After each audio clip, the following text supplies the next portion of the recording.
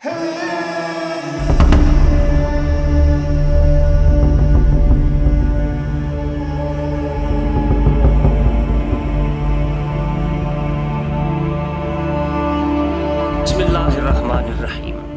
सुबह 6 बजे जल्दी होकर बेदार, हम सब हो गए तैयार, गंगा चोटी को सर करने के लिए बेकरार। हम लोग थे 4, काशिफ, अमजद, उमैर और शुमाइल, और मज़ीद हमारे साथ मौजूद थे उसामा, हमारे गाइड, हमारे मददगार। ये ट्रॉटर पाकिस्तान है। आगे बढ़ने से पहले हमारा चैनल ज़रूर सब्सक्राइब कर लें और बेल आइकन को भी प्रेस कर दें ताकि मज़ीद वीडियोस मज़ेदार पहुंचती रहें आपके पास लगातार। चलते चलते ट्रैकर्स का तारुफ भी करवाता चलूँ। हमारे साथ सबसे सीनियर साथी काशिफ साहब, जो पहले मूसा का मुसल्ला, मकड़ा पीक और दीगर नामवर चोटियाँ विंटर और समर सीजन दोनों में सर कर चुके हैं, मौजूद हैं। उमैर साहब जांबाज, शौकीन और बाहिम्मत कोहनावद हैं, और ये भी मूसा का मुसल्ला और मकड़ा पीक जैसी चोटियाँ सर कर चुके हैं, और 2 दफ़ा पहले गंगा चोटी को भी सर कर चुके हैं।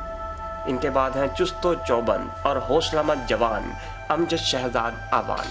ये भी कोहपामाई की दुनिया में अपना आला मकाम रखते हैं, जो न सिर्फ मज़कूरा चोटियाँ सर कर चुके हैं बल्कि अपने दीगर साथियों समेत अपनी अज़्म हिम्मत, बुलंद हौसला लिए फलक सर, चिरकू पीक, रश लेक और चिट्टा कट्टा को भी सर करने के लिए ललकार रहे हैं।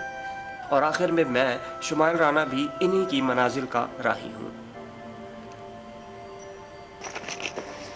आप देख रहे हैं कि सड़क पर अभी इतनी ज़्यादा बर्फ़ नहीं है, मगर हम शॉर्टकट लेते हैं, यू टर्न नुमा सड़कों को डायरेक्ट क्रॉस मारते हैं तो बर्फ़ काफ़ी बढ़ जाती है। हम समझते हैं शायद ये मुश्किल तरीन रास्ता है, मगर अभी तो ये एक शुरुआत है। आगे आगे देखते हैं होता है क्या। मौसम बड़ा ही हसीन है, बादल दूर दूर तक नज़र तो आ रहे हैं, मगर गूगल की मौसमियाती पेशगोई के ऐन मुताबिक बर्फ़बारी का कोई इम्कान नहीं, जो हमारे लिए काफ़ी अच्छा है। आप देख रहे हैं कि हम सब ने शदीद मौसम से बचने के लिए काफ़ी इंतज़ाम कर रखा है। हमारा लिबास भी हमें सर्दी का एहसास नहीं होने दे रहा। यहाँ से अभी गंगा चोटी दिखाई देने में काफ़ी रास्ता बाकी है। हमारे गाइड उसामा, जो सूदन गली के ही रिहायशी हैं, आगे रास्ता बता रहे हैं। ये सड़क पर इतनी बर्फ़ जमी हुई है, मगर हम अब भी सड़क छोड़कर दोबारा शॉर्टकट हाइकिंग करेंगे। बर्फानी पहाड़ चढ़ने की कोशिश आपके सामने है कि बड़ी मुश्किल हो रही है पहाड़ चढ़ने में, मगर हिम्मत करके ये के बाद दीगरे सब शॉर्टकट पर निकल आए हैं। अभी चूँकि हम ताज़ा दम हैं, इसलिए यकदम चढ़ाई का कोई मसला नहीं हुआ।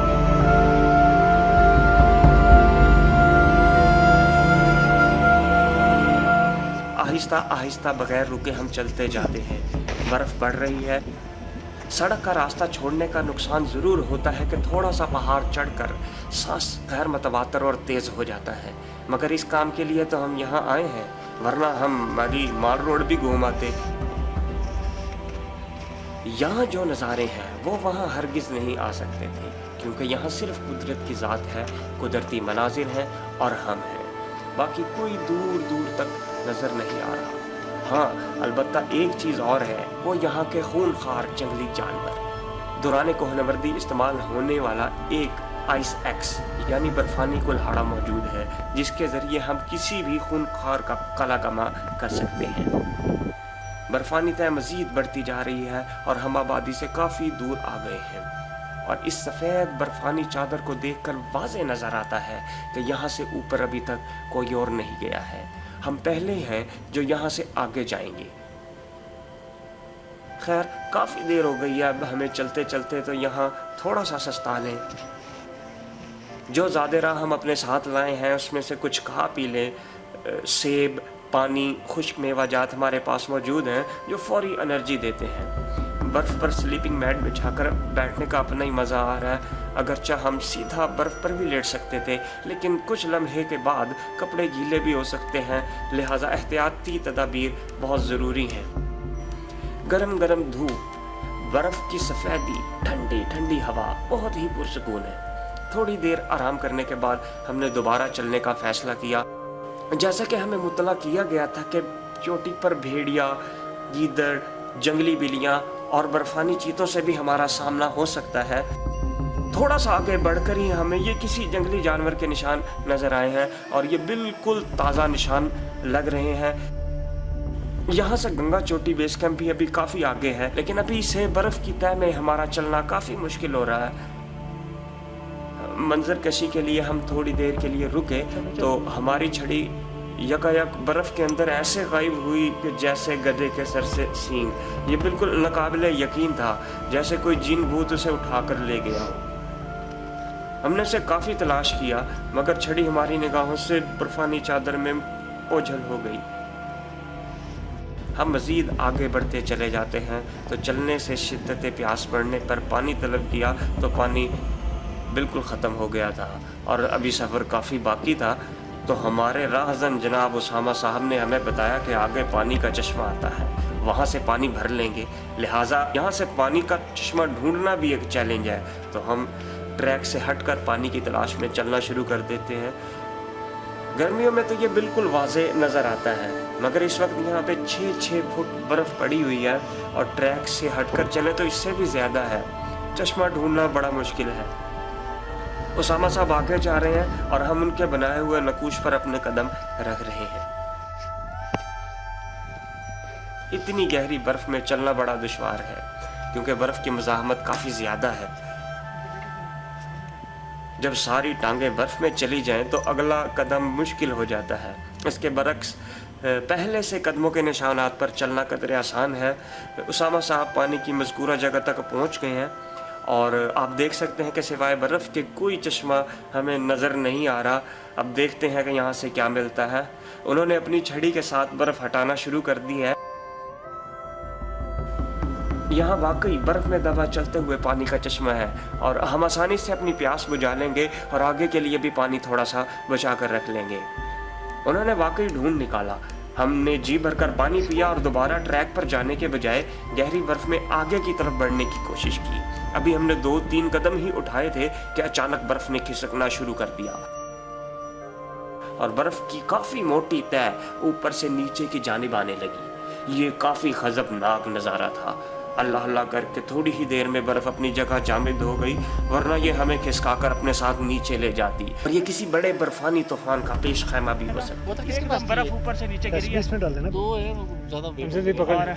یہ ہمارے برف کھودنے کی وجہ سے ہوا تھا کیونکہ ہم نے چشمہ باہر نکالنے کے لیے برف کو ہٹایا تو اوپر برف کا وزن کافی زیادہ ہو گیا جس کی وجہ سے وہ اوپر سے نیچے کی طرف کھسکنے لگ پڑی اور چشمہ دوبارہ برف میں ڈھک گیا۔ میں نے دوبارہ پنگے لینے کی کوشش کی مگر میرے ساتھیوں نے مجھے منع کر دیا۔ اب ہم آگے جانے کے بجائے ہم دوبارہ واپس ٹریک کی طرف بڑھنے لگے۔ اب چونکہ راستہ بنا ہوا تھا تو واپس جانے میں ہمیں کافی آسانی ہو رہی ہے۔ دائیں جانب اوپر نظر آنے والی چوٹی پر ٹریک ہے۔ پہاڑ کی اوٹ میں ہوا بالکل بھی نہیں لگ رہی مگر اوپر پہنچتے ہی نظارے تو بالکل بدل جاتے ہیں اور ہوا بھی کافی تیز ہو جاتی ہے جس کے ساتھ ساتھ سردی بھی محسوس ہونے لگتی ہے۔ یہاں سے باغ کا شہر بالکل سامنے کلیئر نظر آتا ہے۔ دائیں جانب سدن گلی اور بائیں جانب رابلہ کوٹ تولی پیر کے پہاڑ نظر آ رہے ہیں۔ اب یہاں سے بیس کیمپ بھی ہمیں نظر آ رہا ہے اور گنگا چوٹی بالکل ہمارے سامنے ہماری منتظر ہے۔ اطراف میں اب کوئی پہاڑ کی اوٹ نہیں ہے اس لیے سردی کافی لگ رہی ہے لیکن یہاں برف کافی کم ہے۔ ہم تیز تیز آگے بیس کیمپ کی جانب بڑھتے ہیں۔ ہماری منزل ہمیں نظر آ رہی ہے تو حوصلہ بھی کافی زیادہ بڑھ جاتا ہے، اس لیے ہم کچھ دیر میں ہی بیس کیمپ پہنچ گئے۔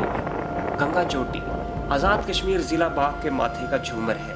یہ واقعی صحت افزا اور خوبصورت ترین سیاحتی مقام ہے۔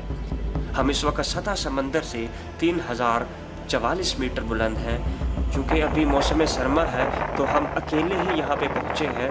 یہ خوبصورت جگہ ابھی تک سیاحوں سے مخفی تھی مگر اب سوشل میڈیا پر ویڈیوز وائرل ہونے کی وجہ سے اس دفعہ سیزن میں یہاں ہزاروں لوگ آئے تھے۔ یہاں توجہ دی جائے اور سہولیات فراہم کی جائے تو پاکستان میں سیاحت کو بہت فروغ ملے گا اور یہاں بے روزگاری میں بہت حد تک قابو پایا جا سکے گا۔ یہاں ہم نے خوب اچھل کود کی، پاکستان اور آزاد کشمیر کا پرچم لہرایا، اس کی منظر کشی کی اور آگے بڑھ گئے۔ جیسے جیسے ہم اوپر بڑھتے جا رہے ہیں نظارے اور بھی زیادہ حسین لگ رہے ہیں۔ اس فلک شگاف پہاڑ پر قدرت کے حسین نظاروں کو دیکھ کر جسم اور روح تر و تازہ ہو جاتے ہیں۔ اس وقت ہمیں ایسا لگ رہا ہے جیسے ہم گنگا چوٹی پر نہیں K2 پر آ گئے ہیں۔ یہ ایک ایسا دلکش نظارہ ہے کہ واپس جانے کو دل نہیں کر رہا، مگر وقت کافی زیادہ ہو گیا ہے۔ ہم نے دوبارہ کھانے پینے کا سامان نکال کر پیٹ پوجا کی۔ ہم نہیں چاہتے کہ یہ خوبصورت ماحول گندا ہو جائے، لہٰذا جو ریپرز یا شاپر وغیرہ ہم اپنے ساتھ لائے ہیں وہ ہم اپنے ساتھ ہی لے کر جائیں گے اور پاکستان کو صاف رکھیں گے۔ اس سے آگے مزید ویڈیو دیکھنے کے لیے ہماری گنگا چوٹی کا لاسٹ پارٹ آپ ضرور دیکھیے گا، لنک بھی ڈسکرپشن میں موجود ہے۔ شکریہ۔